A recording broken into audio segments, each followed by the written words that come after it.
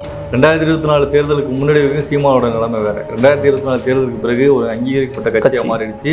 8% வாக்கு வாங்கி என் ஓட்டு இவ்வளவு இருக்கு அப்படின்னு சொல்லி ப்ரூவ் பண்ணி காமிச்சிட்டாரு. விஜய் என்ன ப்ரூவ் பண்ணி காமிச்சிட்டாரு?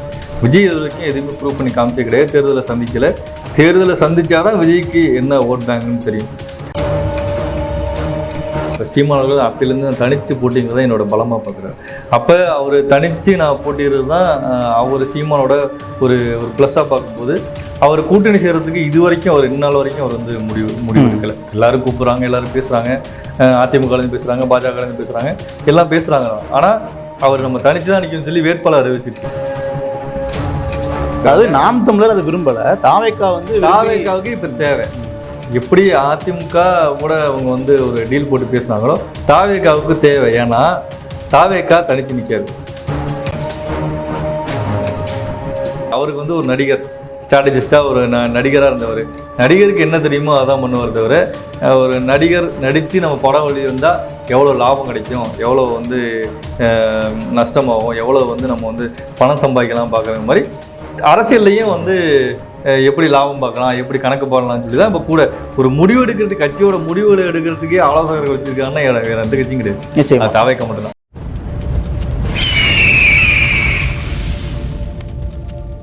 அரசியல் கருடன் உறவுகளுக்கு வணக்கம். இன்றைய நிகழ்ச்சியில் நம்மோடு இணைந்திருக்கும் சிறப்பு விருந்தினர் ஊடகவியலாளர் துரை பிரபாகரன் அவர்கள். சார் வணக்கம். வணக்கம் சார். நாம் தமிழர் கட்சி அரசியல் தளத்தில் மிக முக்கியமான கட்சி. தொடர்பாக இப்போ 2026 சட்டமன்றத்தில் நெருங்க இவர்களுக்கான டிமாண்டும் அதிகமாகிட்டே இருக்குது. குறிப்பிட்டு சொல்லப்போனால் தாவேக்காவிலிருந்து சீமான் அவர்களுக்கு தொடர்ச்சியாக வந்து அழைப்புகள் வந்த வண்ணம் இருக்கிற மாதிரியான ஒரு செய்திகள் வெளியாகுது. ஆதவர்ஜுனா அவர்களும் ஜான் ஆரோக்கியசாமி அவர்களும் 2 முறை சீமான் அவர்கள் அழைத்தார்கள். சீமான் அவர்கள் அழைப்பை எடுக்கவில்லை. 3வது முறை சீமான் அவர்கள் அழைப்பை எடுத்து பேசியிருக்கதாகவும் சில தகவல்கள் சொல்கிறாங்க. அதோடைய பின்னணி குறித்து சொல்லுங்கள் சார். இப்போ நாம் தமிழர் கட்சி 2026 தேர்தலில் வந்து அரசியல், அதாவது தனிச்சு நின்னா வந்து அவங்களுக்கு பெரிய சிக்கலாயிரும், இல்லை அவங்களுக்கு வந்து ஒரு பெரிய ஒரு டெவலப்மெண்ட்டாக இருக்காதுன்னு நினச்சாங்க. ஆனால் இப்போ இந்த தேர்தல் நெருங்க நாம் தமிழர் கட்சியோட முக்கியத்துவத்தை வந்து எல்லா கட்சியுமே உணர ஆரம்பிச்சிட்டாங்க. இப்போ அதிமுகவும் அதை உணர ஆரம்பிச்சிட்டாங்க, திமுகவும் உணர ஆரம்பிச்சிட்டாங்க, தாவேக்காவும் உணர ஆரம்பிச்சிட்டாங்க.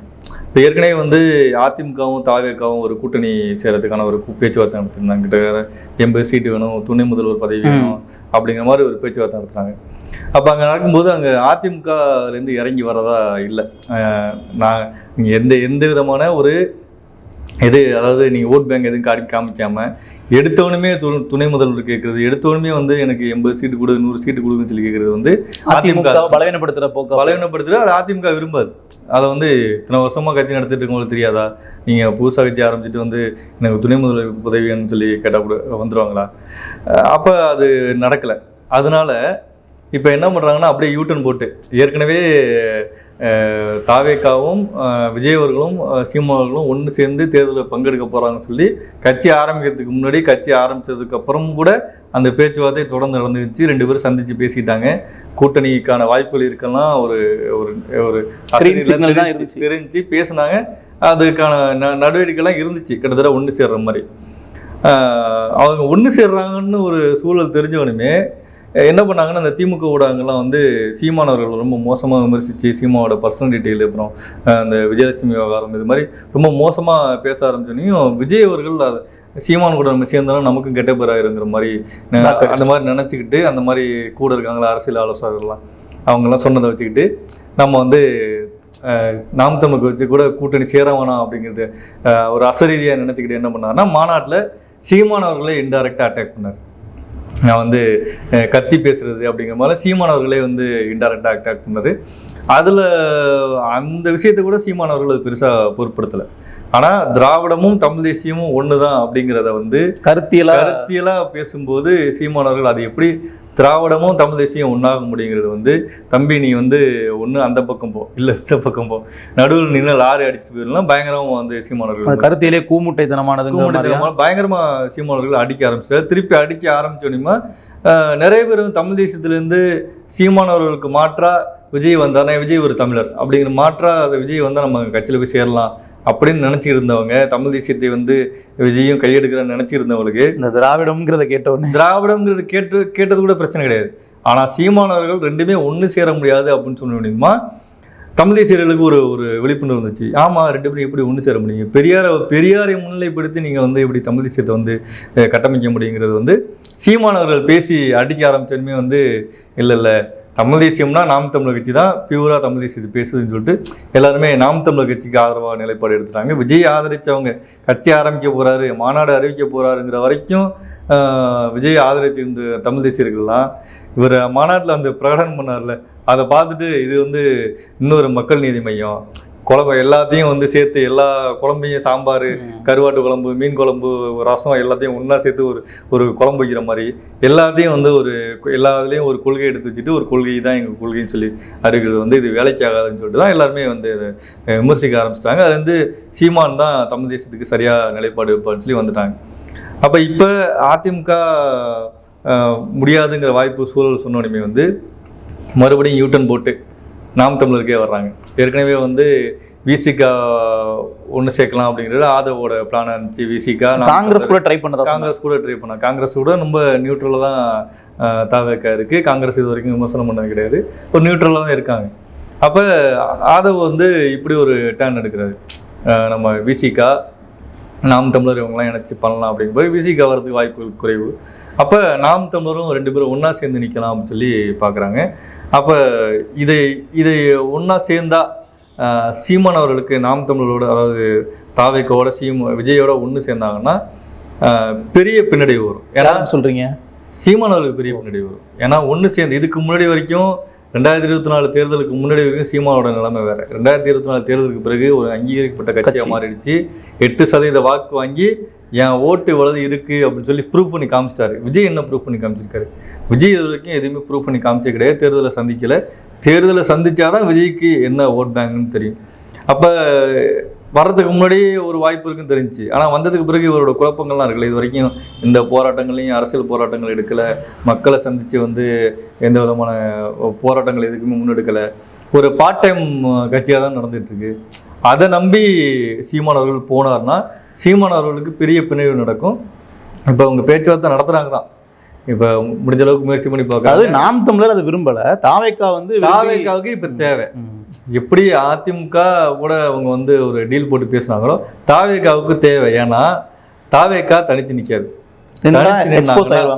இல்லை, ஒரு தேர்தலில் முடிஞ்சு போயிடும் எல்லாமே. தனிச்சு நின்னாங்கன்னு வச்சிங்களேன், அந்த விஜய் எப்பவுமே வந்து வெற்றி தான் விரும்புறாரு. ஆமாம், அப்போ அந்த கழகம் தானே கழகம். இன்னொன்று விஜய் அதாவது நடிக்க ஆரம்பிச்சதுலேருந்து வெற்றியே பார்த்துட்டு வந்தவர். எஸ்சிஎஸ்சி பையன் அப்படிங்கிறதுனால அவர் நடிக்க ஆரம்பிச்சதுலேருந்து வெற்றியே பார்த்துட்டு வந்தவருக்கு வெற்றி தான் அவருக்கு வந்து இலக்கா இருக்கும். அவர் வந்து கட்சியாக பார்க்கல, அவர் வந்து கார்பரேட் கட்சியாக தான் பார்த்துட்டு இருக்காரு. இப்போ கூட ஐயநாதன் இருந்தால் கூட சொல்லிட்டு இருக்காரு, இது வந்து ஒரு கார்பரேட் கட்சியாக பார்க்கும்போது இது நம்மளுக்கு என்ன லாபம், நம்ம தேர்தல்னால் நம்மளுக்கு எவ்வளோ லாபம் கிடைக்கும், எவ்வளோ சீட் கிடைக்கும், எவ்வளோ வந்து பதவி கிடைக்கும், எவ்வளோ பணம் கிடைக்குங்கிறது தான் இவங்களோட லாப கணக்கை நோக்கி தான் அவங்க போயிட்டுருக்காங்க. அதை மையப்படுத்தி தான் எந்த ஒரு அரசியல் கட்சி தலைவரும் எந்த ஒரு முட்டாள் கூட அந்த வேலையை செய்ய மாட்டான். ஒரு அந்த என்னது கட்சிக்கு வேலை பார்க்குறேன்னு சொல்லி பொலிட்டிக்கல் ஸ்ட்ராட்டஜிஸ்ட் காசு வாங்கிட்டு வேலை பார்க்குற ஸ்ட்ராட்டஜிஸ்ட் முன்னாடி கூட்டு வந்துச்சு என் பிரதர் அண்ட் மாம்ஸ் அப்படின்னு சொல்லிட்டு என்னோட உற்ற நண்பன் அப்படின்லாம் சொல்லி பேசுறது வந்து அவருக்கு என்ன தொடர்பு இருக்கு? இதுக்கு மேலே கிடையாது. தமிழ்நாட்டுக்கும் பிரசாந்த் கிஷோருக்கும் எந்த தொடர்புமே கிடையாது. நீங்கள் கூப்பிட்டு கொண்டாந்து வச்சு முன்னாடி கொண்டாந்து வச்சு நீங்கள் பேச வைக்கிறது வந்து ரொம்ப விஜயோட வீக்காக பார்க்க. நீங்கள் சொன்ன மாதிரி அதுவுமே வந்து இவர் நாளைக்கு வெற்றியை பெற்றுத்தோன்ற காரணத்தோட வேற எதுவுமே வேலை பார்த்தா வெற்றி கிடைக்கும். விஜய்க்கு பிரசாந்த் கிஷோர் எந்த வகையிலும் உதவியாக மாட்டார். ஆனால் பிரசாந்த் கிஷோருக்கு விஜய் உதவியாக இருப்பார். அவர் பீகாரில் வந்து தமிழ்நாட்டிலேருந்து வந்த பெரிய லீடரு, பெரிய சூப்பர் ஸ்டார் வந்து இங்கே வந்து பிரச்சாரம் பண்ணுறான்னு சொல்லி அவரோட கட்சியை வளர்க்குறதுக்கு அங்கே யூஸ் ஆவார். ஆனால் பிரசாந்த் கிஷோர் வந்து எப்படி யூஸ் ஆவார்? அவர் யாருன்னே தெரியாது, அவர் யாருன்னே மக்களுக்கு தெரியாது. அப்போ நீங்கள் வந்து ஸ்ட்ராட்டஜிஸ்ட்டை காசு வாங்கிட்டு வேலை பார்க்குற ஒரு ஸ்ட்ராட்டஜிஸ்ட்டை கூட முன்னாடி வச்சுக்கிட்டு நீங்கள் வந்து இவர் எங்க கூட இருக்காரு, பலமாக இருக்காருன்னு காட்டுறது வந்து ரொம்ப ஒரு இம்மெச்சூருங்கிறத விட நீங்கள் அதான் கார்பரேட் கட்சி, ஒரு கட்சிக்கு ஒரு கம்பெனி என்ன பண்ணும், கம்பெனிக்கு வந்து ஒரு ஹைலி ஸ்கில்டு எம்ப்ளாயி தான், ஹைலி ஸ்கில்டு எம்ப்ளாயி வேறு நிறுவனங்கள்லேருந்து வாங்கி உட்கார வச்சு இந்த கம்பெனி எப்படி நம்ம லாபகரமாக நடத்தலாம் அப்படின்னு சொல்லி தேர்தல் வரைக்கும் தேர்தல் வியூக நிபுணர், தேர்தலுக்கான இதெல்லாம் வச்சு. ஆமாம், நீங்கள் சொன்ன மாதிரி எந்த கட்சியிலுமே வந்து பார்த்தீங்கன்னா இவர் பிரசாந்த் கிஷோரா இருக்கட்டும், ஆதவ 3 பேரும் ஒரே கட்சியில் இருந்து பார்க்க மாட்டாங்க. கட்சிக்காரங்களை தான் முன்னிறுத்துவாங்க, கட்சிக்காரங்க தான் அதை பேசுவாங்க. இப்போ திமுக எடுத்துட்டாலும் அதிமுக எடுத்துட்டாலும் பிஜேபி எடுத்துட்டாலும் கட்சிக்காரங்க தான் ஃப்ரண்ட்ல வருவாங்க, ஃப்ரண்ட்ல வருவாங்க. நிகழ்ச்சிகள் நடத்துறது கட்சிக்காரங்க பேக்ல தான் இருப்பாங்க, பேக்ல இருப்பாங்க. பொதுச் செயலாளர் புஷியானந்த் தான் நீங்க முன்னிலைப்படுத்தணும், கட்சிக்கு உழைக்கிறவங்கள தான் நீங்க முன்னிலைப்படுத்தணும். ஆனா வந்து நீங்க புதுசா வந்த ஆதவ அர்ஜுன கூட்டு முன்னிலைப்படுத்துறீங்க, ஒரு பிரசாந்த் கிஷோர் முன்னிலைப்படுத்தும் போது விஜய் தன்னோட அந்த கரிஷ்மா வந்து மற்றவங்களுக்கு வந்து விட்டு கொடுக்குறாரு. விஜய்னாலே வந்து ஒரு கரிஷ்மா, இப்படி எம்ஜிஆருக்கு ஒரு கரிஷ்மா இருந்துச்சு, எம்ஜிஆரோட கரிஷ்மா வந்து எம்ஜிஆரை பார்த்தா எல்லாருக்கும் பிடிக்கும்ல, அந்த கரிஷ்மா அடிப்படையில் சொல்கிறேன். அப்போ விஜயை பார்த்தா எல்லாருக்குமே பிடிக்கும், வீட்டுக்கு ஒரு ஓட்டு கன்ஃபார்மாக விஜய்க்கு இருக்குது. ஆனால் அதை எப்படி அரசியலாக பயன்படுத்தணும்னு இருக்குல்ல, அதை பயன்படுத்தாமல் விரலில் இருக்கிற ஓட்டை விவிபேட்டில் கொண்டு வர்றதுக்கான வேலையை அவங்க பார்க்குறாரு. இப்போ அப்படிங்கும்போது இதெல்லாம் பார்க்காம நான் தனக்கு ஒரு துணை வேணும். இப்போயும் விஜய்க்கு வந்து எஸ்எஸ்சி ஒரு துணையாக இருந்தார் சினிமாவில் இருக்கும்போது, அரசியலாக இருக்கும்போது புஷியானந்த் ஒரு துணையாக இருக்கார், அரசியல் ரசிகர் மன்றத்துக்கு புஷியானந்த் துணையாக இருக்கார். இப்போ அரசியல் கட்சி ஆரம்பித்ததுக்கு பிறகு கூட துணையாக வந்து ஆதவ அர்ஜுன் பிரசாந்த் கிஷோர்லாம் துணையாக இருக்கார். இப்போ கூட்டணிக்கு ஒரு துணை வேணும். அப்போ கூட்டணி துணை வேணும் போது அதிமுக வந்து போடா அப்படின்னு சொல்லி கையை விரிச்சிட்டாங்க, நீங்களாம் பண்ண முடியாதுன்னு சொல்லி வரத்துட்டாங்க. ஏன்னா பிஜேபியே கிட்டத்தட்ட 40-50 சீட்டு கடந்த தேர்தலில் கேட்டப்போ வந்து கொடுக்க முடியாது, 19 சீட்டு தான் கொடுப்பேன் அப்படின்னு சொல்லி பிஜேபிக்கே வந்து ஒரு இதை காட்டின எடப்பாடி அவர்கள் வந்து விஜய்க்கெல்லாம் வந்து நீங்கள் வந்து இவ்வளோ சீட்டு 80 சீட்டு கொடுங்க 100 சீட்டு கொடுங்கலாம் கொடுக்க மாட்டார். அப்போ நம்ம வந்து ஏற்கனவே ஓட் பேங்க் தமிழ்நாட்டில் 3வது கட்சி பெரிய கட்சியாக இருக்க தனித்து போட்டிட்டு இந்த 8% வந்து இந்திய அளவுலேயே எந்த கட்சியுமே வாங்கலை. அப்போ நாம் தமிழ் கட்சி வாங்கின இந்த இடத்துல நம்மளும் கூட சேர்ந்து சவாரி பண்ணோம்னா இவங்க 8 அவங்க ஒரு 8 வாங்கினாங்கன்னா ஒரு 15% வாங்கினாங்கன்னா நம்ம வந்து எம்எல்ஏக்களை உள்ளே போக முடியும் அப்படின்னு சொல்லி கணக்கு போடுறாங்க. ஆனால் அதை வந்து சீமானவர்கள் கண்டிப்பாக உறுதியாக சொல்கிறேன், அதை மறுத்துடுவார். ஏன்னா விஜய் கூட சேர்ந்தாருன்னா சீமானவர்களோட இதெல்லாம் அடிபட்டு போயிடும். ஏற்கனவே இடையில கூட சீமான் ரொம்ப தரங்கட்டெல்லாம் பயங்கரமாக டிவிக்கில் உள்ளவங்களாம் விமர்சித்தாங்க. அப்போ 2 பேரும் ஒன்று சேர்றது வந்து அரசியல் நிலைப்பாட்டுக்கு சரியா இருக்காது, அது சீமானுக்கு ஒரு பெரிய பின்னடைவு கொடுக்கும். அதுவும் முக்கியமாக திராவிடம் அப்படிங்கிற கருத்தியில் தாவேக ஏற்றுக்கொள்ற வரைக்கும் கூட்டணிக்கு கருத்தியல் திராவிடங்கிற கொள்கையை வந்து விஜய் ஏற்றுக்கும் போது எப்படி தமிழ் தேசத்துலேருந்து எப்படி நீங்கள் கூட்டணியாக வந்து சீமானுடைய 15 கட்ட அரசியல் கேள்விக்குரிய பெரியாரை முன்னிறுத்தி நீங்கள் வந்து கட்சி எடுத்து போறீங்க. அதிமுக அப்படி பெரியாரெல்லாம் முன்னிறுத்தலாம் எடுத்து போக மாட்டாங்க. அவர் எடப்பாடி தீவிரமாக இப்போ எல்லா பேட்டிகளையும் சொல்றாரு, கொள்கையெல்லாம் ஒன்றும் கிடையாதுங்க, தேர்தலுக்கு எல்லாருமே கூட்டணியாக ஒன்று சேர்ந்துக்கிறாங்க, அவ்வளோதாங்க. தேர்தலுக்கு திமுக தோற்கிறதுக்கு எல்லாருமே ஒன்று சேரணுங்க. இப்போ வந்து திமுக கூட்டணியில் வந்து விசிகா ஒரு கொள்கையோடு இருக்குது, காங்கிரஸ் ஒரு கொள்கையோடு இருக்குது, கம்யூனிஸ்ட் ஒரு கொள்கையோடு இருக்குது. தேர்தலுக்காக அவங்கெல்லாம் ஒன்று சேர்ந்து நிற்கிறாங்க. இப்போ இவங்கெல்லாம் தேர்தல் கூட்டணி சேர்ந்ததுனால எல்லாருமே வந்து அவங்க கொள்கையெல்லாம் கலைச்சிட்டு ஒரே திமுகவே ஆயிடலாம்ல, அப்படிலாம் வந்து லாஜிக்காக வந்து எடப்பாடி கேள்வி கேட்குறாரு. அப்போ நீங்கள் கொள்கை கூட்டணியாக வந்து சேரும்போது தாவேக்காவோட நாம் தமிழ் சேர்றதுக்கு ரொம்ப ரொம்ப வாய்ப்புகள் குறைவு. கொள்கையை அறிவிக்கிறதுக்கு முன்னாடியெல்லாம் போய் சீமானவர்கள் பார்த்து அட்வைஸ் எல்லாம் கேட்டுட்டு எல்லாத்தையும் அவர்கிட்ட வந்து எல்லாத்தையும் உருவி வாங்கிட்டு திருப்பி வந்து மாநாட்டிலே போய் வந்து விமர்சித்தா எப்படி மறுபடியும் ஒன்று சேருவாங்க? அதுக்கு வாய்ப்பே கிடையாது. இல்லை, அதுலேயுமே வந்து என்னன்னா விஜயோடது வெறும் வாய் தான், எழுத்துக்கள் எல்லாமே பின்னாடி எழுதி கொடுத்தவங்க. அவர் அதை தான் ஃபாலோ பண்ணுறார். அவருக்கு வந்து ஒரு நடிகர் ஸ்ட்ராட்டஜிஸ்டாக ஒரு நடிகராக இருந்தவர், நடிகருக்கு என்ன தெரியுமோ அதான் பண்ணுவார் தவிர ஒரு நடிகர் நடித்து நம்ம படம் வெளியே வந்தால் எவ்வளோ லாபம் கிடைக்கும், எவ்வளோ வந்து நஷ்டமாகும், எவ்வளோ வந்து நம்ம வந்து பணம் சம்பாதிக்கலாம் பார்க்குற மாதிரி அரசியல்லையும் வந்து எப்படி லாபம் பார்க்கலாம், எப்படி கணக்கு போடலாம்னு சொல்லி தான் இப்போ கூட ஒரு முடிவு எடுக்கிறதுக்கு கட்சியோட முடிவுகளை எடுக்கிறதுக்கே ஆலோசகர்கள் வச்சிருக்காங்கன்னா வேற எந்த கட்சியும் கிடையாது, தாவேக்கா மட்டும்தான். இல்லை, இன்னொரு ஒரு ஒப்பீட்டரில் ஒரு கேள்வி ஒன்று இருக்குது. இப்போ தாவேக்கா வந்து வரும்பொழுதே வந்து பார்த்தீங்கன்னா கூட்டணிக்கு நாங்கள் தயாரம், யாருமே மாநாட்டிலே வந்து நாங்கள் கூட்டணிக்கு ரெடியாக இருக்கிறோம் வாங்கன்னு சொல்லி கூப்பிட மாட்டாங்க. விஜய் அவர்கள் வந்து மாநாட்டிலே நாங்கள் வந்து கூட்டணி ரெடியாக இருக்கோம், யார் வேணாலும் வாங்கன்னு சொல்லி அழைப்பு பகிரங்கமாக அழைப்பு விட்டுறாரு. ஒரு பக்கம் தாவேக்கா, இன்னொரு பக்கம் சீமான் அவர்கள் வந்து கூட்டணி இல்லைன்னு 15 காலமாக சொல்லிட்டு இருக்காங்க. ஆனால் சீமான் அவர்களுக்கு அந்த கூட்டணிக்கான அழைப்புங்கிறது எப்பவுமே இருந்துகிட்டே இருக்கு. குறிப்பாக கடந்த முறை கூட பாஜக சீமான் அவர்களை முதலமைச்சர் வேட்பாளர்கள் அங்கே ப்ரொஜெக்ட் பண்றோம், நீங்க வாங்கன்னு கூப்பிட்டதாக ஒரு செய்தி. அதிமுக வந்து சீமான் அவர்கள் கூட்டணி வர வேண்டும் விரும்புதுன்னு ஒரு செய்தி இருக்குது.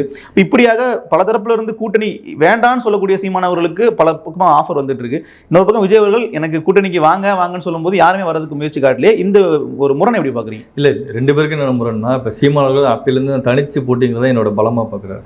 அப்போ அவர் தனிச்சு நான் போட்டிடுறது தான் அவர் சீமானோட ஒரு ப்ளஸ்ஸாக பார்க்கும்போது அவர் கூட்டணி செய்கிறதுக்கு இது வரைக்கும் அவர் இந்நாள் வரைக்கும் அவர் வந்து முடிவு எடுக்கலை. எல்லாரும் கூப்பிட்றாங்க, எல்லாரும் பேசுகிறாங்க, அதிமுகலேருந்து பேசுகிறாங்க, பாஜகலேருந்து பேசுகிறாங்க, எல்லாம் பேசுகிறாங்க. ஆனால் அவர் நம்ம தனிச்சு தான் நிற்கணும்னு சொல்லி வேட்பாளர் அறிவிச்சிட்டு அதுவே அவருக்கு வெற்றி பாதை இருக்குது. இது வரைக்கும் வேட்பாளர் அறிவிச்சு வேலை பார்க்க ஆரம்பிச்சிட்டாங்க.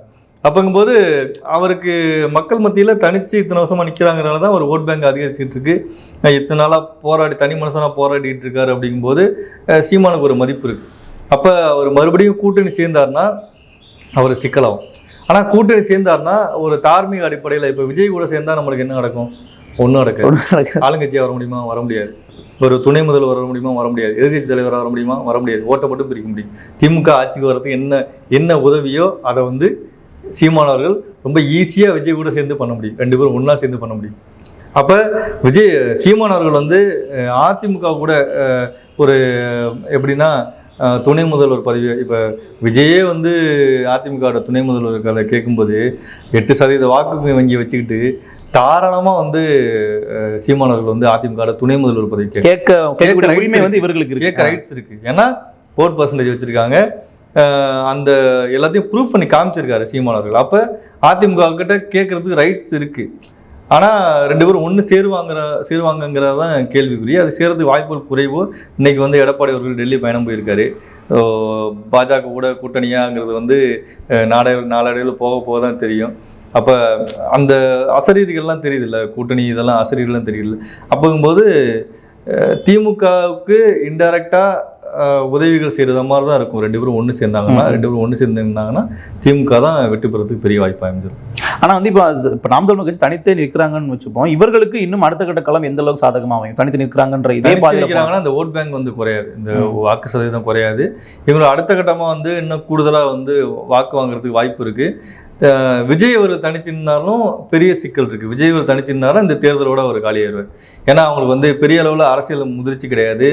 விஜய் அவர்கள் வெற்றியை பார்த்தவர் தொடர்ந்து கட்சியை நடத்தணும். அப்படிங்கும்போது விஜய் அவர்களுக்கு இதை ஒரு டெஸ்ட் இதாக இருந்தாலும் இதோட கமல்ஹாசன் அவர்கள் மாதிரி ஒரு தேர்தல் நின்றுட்டு அடுத்த தேர்தலில் வந்து ஏதோ ஒரு கட்சியோட மறுபடியும் சேர்ந்த மாதிரி தான் இருக்கும். ஆனால் சீமானவர்கள் தொடர்ந்து அந்த நிலைப்பாடுலேருந்து மாறி ஒரு தேர்தலில் சந்திச்சாலும் அடுத்த தேர்தலில் கூட்டணிக்கு வந்துடுவார், அடுத்த தேர்தலில் கூட்டணிக்கு வந்துடுவார்னு சொல்லி எதிர்பார்த்தாங்க. ஆனால் தொடர்ந்து தனிச்சு நின்றுட்டு இருக்காரு. அதுவே ஒரு பலமாக வந்து மாறிடும். அப்போ பலமாக மாறும்போது 2026 தேர்தலில் அதுக்கு முடிஞ்சதுக்கு பிறகும் சீமான் மிகப்பெரிய சக்தியாக வளர்ந்து நிற்பார். ஏன்னா இவங்கெல்லாம் தூக்குறதுக்கு யாரை வந்து தூக்குறதுக்கு, அதாவது ஒரு தொகுதியில் வந்து தூக்குறதுக்கு முக்கியமான காரணமாக நாம் தமிழர் கட்சி இருக்குன்னு சொல்லி சீமான் அவர்களே பேசியிருக்காரு. அது வந்து ஆதாரப்பூர்வமும் அங்கே இருக்கு. நம்ம வாக்குசத்தை பார்த்தோன்னா தெரியும். அப்போ அது முக்கியமான ஒரு கட்சியாக தான் பார்க்கப்படும். அதாவது இப்போ வெற்றி தோல்வி தீர்மானிக்கிறதுங்கிற இடத்துல நாம் தமிழர் கட்சி இருக்கிறாங்க. 2026 பின்னாடி அதையும் தாண்டி வளருவாங்க. அதையும் தாண்டி வளர்ந்துட்டு இருப்பாங்க. அவங்க ஓட் பேங்க்ல இருந்து குறையறதுக்கு வாய்ப்புகள் குறைவு. அப்போ விஜய்கிட்டேருந்து பிரிஞ்சிருவாங்க. விஜய் வந்து அப்படி ஒரு பாரி முன்வைக்கிறாங்க. விஜய் தனித்து இது இருக்குது. எல்லாமே வந்து தமிழ் தேசியத்தை ஆதரிக்கிறவங்க. இப்போ தமிழ் தேசியத்தை ஆதரிக்கிறதுக்கு வந்து முன்னாடி வந்து விசிகா இருந்துச்சு. ஈழ பிரச்சனை இல்லை, தமிழ் தேசியம் சார்ந்து பேசுறது, தமிழ் பிரச்சனையை பற்றி பேசுறதுக்கு வந்து விசிகா இருந்துச்சு, மதிமுக இருந்துச்சு, பாமக இருந்துச்சு. இது மாதிரி கட்சிகள் பல வந்து முன்னாடி பேசியிருந்தாங்க. அவங்கவுங்களுக்கு ஓட் பேங்க் வந்து பிரிஞ்சு இருந்துச்சு. இது இப்போ எல்லாமே ஒரு இடத்துல வந்து குமிஞ்சு நிற்குது. அந்த கருத்தில் பேசுறதுக்கு நாம் தமிழர் விட்டு ஒரு கட்சி தான், நாம் தமிழ் கட்சி தான் இருக்கு. இப்போ வேற எந்த கட்சியுமே கிடையாது. அப்போ அந்த ஓட் பேங்க் வந்து குறையறதுக்கு வாய்ப்பே கிடையாது. ரசிகர் குஞ்சுகள் வந்து வேணா இது மாதிரி வந்து சீமானோட்டு குறையும் அப்படின்னு சொல்லி பேசலாம். அதாவது விஜய் ரசிகர்கள் குறையும் பேசலாம். ஆனால் வந்து அதுக்கான வாய்ப்புகள் ரொம்ப ரொம்ப குறைவு. ஓகே, இப்போ நீங்கள் இன்னொரு விஷயம் சொன்னீங்க, திமுக ஒரு அணியாக இருக்காங்கன்றதை நீங்கள் முதல்ல பதிவு பண்ணீங்க. இப்போ 2026 களம் ஒரு 4 முனை போட்டி இல்லை 5 முனை போட்டியாக வருது. அப்படிங்கும்போது அது நாம் தமிழருக்கு எந்த அளவுக்கு சாதகமாக இருக்கும், சவாலாக இருக்கும்? குறிப்பாக விஜய் தனித்து நிற்கிறாங்க, பிஜேபி தனித்து நிற்கிறாங்க, அதிமுக மேபி பாமக கூட இணையலாம், இல்லை தனியாக நிற்கலாம். அது எது? அதிமுக ஒரு பக்கம், இன்னொரு பக்கம் திமுக இருக்கும்போது இந்த இடத்துல 4 முனை அல்லது 5 முனையாக நாம் தமிழர் நிற்கும்போது அது களம் நாம் தமிழர் 2016 எப்படி நினைச்சோம், மக்கள் நல கூட்டணி நாம் தமிழர் தனியாக இருந்துச்சு, திமுக பிஜேபி தனித்தனியாக இருந்தாங்கல்ல, அதுபோல் வந்து ஒரு 4 முனை 5 முனை போட்டியாக தான் 2026 தேர்தல் நடக்கும். ஏன்னா அப்படி நடக்கும்போது யார் வெற்றி பெறுவாங்க, யார் வந்து தோல்வி பெறுவாங்க, ரொம்ப குறுகிய வாக்குல தான் எல்லாமே நடக்கும். அப்போ இந்த பிரச்சாரத்தை திமுகவோட இந்த எதிர்ப்பு இருக்குல்ல, மக்களோட எதிர்ப்பு இருக்குல்ல, அதெல்லாம் பிரியும் போது திமுகவுக்கு ஒரு பலமாக தான் அமையும். ஆனால் அதிமுக பலமான கூட்டணி அமைச்சிட்டாங்கன்னா திமுக வீழ்த்துறதுக்கு வாய்ப்பு இருக்கு. அதிமுக பிஜேபி கூட சேர்ந்தாங்கன்னா இப்போ பாமக உள்ள வர்றதுக்கு வாய்ப்பு இருக்கு. அதே போல் வந்து கிருஷ்ணசாமி வர்றதுக்கு வாய்ப்பு இருக்கு, ஜான் பாண்டியன் வர்றதுக்கு வாய்ப்பு இருக்கு. இது மாதிரி பல கட்சிகள் வந்து பிஜேபி உள்ள வந்துச்சுன்னா அதிமுக கூட்டணி வந்து பலமடைகிறதுக்கு வாய்ப்பு இருக்கு. அப்போ ஒருவேளை பாமக திமுக சைடு போகுதுன்னா அங்க விசிக வெளியே வரணும், விசிகா வெளியே வரும். விசிகா வெளியே வந்து அதிமுகவோட ஒன்று சேர்ந்துருவாங்க. இது மாதிரி பல குழப்பங்கள் நடக்குது. அதே போல வந்து அங்க கம்யூனிஸ்ட் கட்சி வந்து ரொம்ப, ஆனா சமீபத்துல விசிக கம்யூனிஸ்ட் எல்லாமே திமுக கூட ஒரு ட்ரிஃப்ட்ல தான் போயிட்டு இருக்காங்க. ஆமா, கம்யூனிஸ்ட் கட்சிகள்லாம் வந்து ரொம்ப அதிருப்தியில் இருந்துட்டு இருக்காங்க. அப்போ தேர்தல் நெருங்க தான் அவங்களுக்கு இந்த அதிருப்திலாம் வெளிப்படும். இப்போ உடனே வெளிப்படாது. இன்னும் ஜனவரி, டிசம்பர், ஜனவரியில் தான் அவங்களோட அதிருப்திலாம் வெளில காட்டுவாங்க. அவங்க சீட் டிமாண்ட்லாம் கேட்டு வெளில வருவாங்க. அப்போ அந்த நேரத்தில் நமக்கு தெரியும், தேர்தலுக்கு முதல் நாள் வரைக்கும் கூட்டணி செய்யறதுக்கு முதல் நாள் வந்து பாமக வந்து அதிமுக 2024 அதிமுக கூட்டணிங்கிறாங்க. அடுத்த நாள் வந்து பிஜேபி கூட. அதுபோல எந்த நேரத்தில் எது வேணாலும் நடக்கலாம். நாமினேஷன் தாக்கல் பண்ற வரைக்கும் கூட கூட்டணிகள் மாறுறதுக்கு வாய்ப்பு இருக்கு. அப்ப 2016 தேர்தல் மாதிரி ஒரு குரூஷியலா வந்து பலமுனை போட்டி தான் அமையும். அப்ப அமையும் போது அது யாருக்கு வாய்ப்பா அமைங்கிறதுல வந்து நீங்க கூட்டணியை பொறுத்து தான் அமையும். 2016 அதிமுக தனிச்சு தான் இருந்துச்சு, கூட்டணி எல்லாம் நிக்கல. எல்லாரையும் வந்து இரட்டையில தான் நிக்க வச்சாங்க. அப்ப திமுக பலமா கூட்டணியில நின்னாலும் தோல்வியை தான் தழுவினாங்க. அப்ப எடப்பாடி ஏன் கூட்டணி தேவைன்னா, திமுகவோட கூட்டணி ரொம்ப பலமா இருக்கு. எடப்பாடி ஜெயலலிதா மாதிரி அவர்களுக்கு ஒரு கரிஸ்மாட்டிக் லீடர் இல்லாதனால அவரை தன்னோட தாழ்மையை வந்து ப்ரூவ் பண்ணுறதுக்கு இந்த 2026 தேர்தல் வந்து அவருக்கு பெரிய ஒரு சவாலாக இருக்கும். அப்போ அவரோட கூட்டணி பலத்தை ப்ரூவ் பண்ணி அதை பேசி அவர் சரி பண்ணார்னா தான் அதிமுக மீட்க முடியும். அதிமுக மீண்டும் வந்து எடப்பாடி அவர்கள் அணியிறதுக்கு வாய்ப்பு இருக்கு. இப்போ திமுக வந்து ஒரு வலுவான கூட்டணி அமைத்து வச்சிருக்காங்கன்ற ஒரு பார்வை எல்லார்ட்டுமே இருக்கு. திமுகவுடைய வாக்குகளை அங்கிருந்து பிரிப்பதற்கான வேலைகளை தாவேக்காவோ நாம் செய்யறாங்களா, இல்ல அதற்கான வாய்ப்புகள் இருக்கு? ஏன்னா திமுக கூட்டணி வாய்ப்புகள்லாம் பிரிக்கல. திமுகவோட வாக்குகள்லாம் வந்து தாவேக்கா பிரிக்கல. திமுகவோட எதிர்ப்பு ஓட்டுகளை வந்து தாவேக்கா பிரிக்கிறது வாய்ப்பு இருக்கு. அப்ப இங்க இருக்கிறத பிரிக்கும் போது நமக்கு பெரிய அளவுல அரசியல் மாற்றம் ஏற்படும் இல்லையா? அதுதான் திமுக பலமாயும். இப்ப நீங்க எலெக்ஷன் நெருங்கும் போது என்ன சொல்லுவாங்கன்னா, அவங்களுக்கு ஓட்டு போடும், இவங்களுக்கு போடுவோம் சொல்லிட்டு இருப்பாங்க. ஆனா கடைசியில வந்து யாரு வந்து ஸ்ட்ரென்த் ஆகுறாங்க, யாரு ஆளுங்கட்சியா மாற போறாங்கன்னு பார்த்துட்டு ஜெயிக்கிற கட்சிக்கு ஓட்டு போடும். அதுதான் நிறைய பர்சன்டேஜ் இருக்கு. உளவியல அதுக்குதான் வந்து உளவியல ஜெயிக்கிற கட்சிக்கு ஓட்டு போடுவோம். ஏன்னா வந்து நான் இந்த கட்சிக்கு ஓட்டு போட்டேன், நான் தான் ஜெயிக்க வச்சுன்னு சொல்லி உரிமையா போய் அடுத்த ஆளுங்கட்சி ஆயிடுச்சுன்னா நான் உரிமையா உங்களுக்கு ஓட்டு போடன்னு சொல்லி எங்களுக்கு சலுகையில பெறலாம்ல. அதனால வந்து என் ஓட்டு வீணாயிடக்கூடாதுன்ற ஒரு பார்வை வந்து வீணாயிடக்கூடாது, ஜெயிக்கிற கட்சிக்கு ஓட்டு போடணுங்கிறது வந்து அந்த எண்ட் ஆஃப் த டேட், அந்த முடிகிற அந்த நேரத்தில் யார் ஆளுங்கட்சியா வரப்போறாங்கிற அந்த உளவியல் தான் வந்து பெரிய மாற்றத்தை உண்டு பண்ணும். அந்த உளவியல் மாற்றத்துக்கு வந்து திமுகவும் ஊடகத்தை வச்சு பெரிய அளவில் முயற்சி பண்ணும். அதிமுகவும் தன்னோட கூட்டணி பலத்தை வச்சு பெரிய அளவில் முயற்சி பண்ணா திமுக இதை வந்து வீழ்த்தலாம். இவங்க தாவேக்கா தனிச்சுனாலும் நாம் தமிழர் தனிச்சுனாலும் யார் ஜெயிக்க போறாங்கிறது வந்து ஒரு உளவியல் மாற்றத்தை உண்டாக்கணும். அப்போ உண்டாக்கும் போது பெரிய லெவலில் உங்களுக்கு ஓட் பேங்க் வரதுக்கு வாய்ப்பு இருக்கு. அப்புறம் இன்னொரு வாக்கு வங்கி பற்றியும் பேசிடலாம். நம்ம இந்த மாற்று அப்படின்னு எதிர்பார்த்து ஒவ்வொரு தடையும் ஃப்ளோட்டிங் பர்சன்டேஜாக ஒரு சில வாக்குகள் இருக்கும். இப்போ இந்த எந்த தேர்தலில் வந்து நமக்கு ஒரு இது யாருமே வேணாம், எனக்கு புதுசாக ஒரு சக்தி வேணும்னு நினைப்பாங்களே, அவங்க தான் நாம் தமிழர் கட்சிக்கு கண்டிப்பாக எவ்வளோ நாள் இருந்திருக்காங்க. அப்படிங்கும்போது 2019 கமல் இறக்கி விட்டாங்க, இப்போ வந்து விஜய் அவர் வராரு. அப்படிங்கும்போது இந்த வாக்குகள் எந்த பக்கம் இல்லை? அந்த வாக்குகள் நீங்கள் மாற்று நான் வந்து புதுசாக வர்றாங்க அப்படிங்கிறது வந்து நாம் தமிழர் கிடையாது. அப்படியா? ஒரு சில பேர் தான் இருக்காங்க, ஒரு சில பர்சன்டேஜ் தான் இருக்கு. ஏன்னா மக்கள் நீதி மையம் வந்து நின்னும் போது ஒரு 3 அதுதான் அவங்க தான் வந்து மாத்தி ஓட்டு போட்டுட்டு இருக்காங்க. அவங்க யாருமே வந்து நாம் தமிழர் கட்சிக்கு ஓட்டு போடுவாங்க. அப்ப அதுதான் வந்து இங்கேயும் வரும்னு சொல்றீங்க? அதுதான் வந்து விஜய்க்கு வரும். இப்போ அதுல வந்து நிறைய பேர் நகரங்கள்ல தான் அது ஓட்டு வந்துச்சு. நாம் தமிழர் கட்சியோட பலமே வந்து கிராமங்கள், நகரம் கிடையாது. அப்போ ரெண்டுக்கும் வித்தியாசம் போகணும். அப்போ அந்த ஓட்டெல்லாம் வந்து மாற்றுங்கிற ஓட்டு வந்து சீமானுக்கு அப்படியே இருக்குமாங்கிறது வந்து கிடையாது. அந்த ஓட்டுகள் வந்து மக்கள் நீதி மையம் தான் அது பெற்றுருந்துச்சு. அது ஒரு ஃபேன்சியான அது வந்து மக்கள் நீதி மையம் பெற்றுச்சு. அதுதான் வந்து தாவேக்காவுக்கு போகும். நாம் தமிழரோட பலம் வந்து கிராமங்கள் தான். கிராமத்துல தான் ரொம்ப ஸ்ட்ராங்கா இருக்காங்க. நகரங்கள்ல வந்து இப்பதான் கொஞ்சமா ஸ்ட்ராங்காகி வந்துட்டு இருக்காங்க. அப்படிங்கும்போது சீமானோட ஓட்டுகள் குறையாது. இந்த மாற்று ஓட்டும் வந்து தாவேக்காவுக்கு தான் போகும். ஒரு சில ஓட்டுகள் நாம் தமிழருக்கு வரது வாய்ப்பு இருக்கு. நிச்சயம். இப்போ இன்னொன்று வந்து கட்டமைப்புகள். இப்போ நாம் தமிழர் கட்சியானது கட்டமைப்புகளை வலுப்படுத்திட்டு வந்துட்டு இருக்காங்க. கட்டமைப்பு நாம் தமிழர் கட்சிக்கு தேவையா? தேர்தல் காலத்தில் இப்போ ஒரு பூத்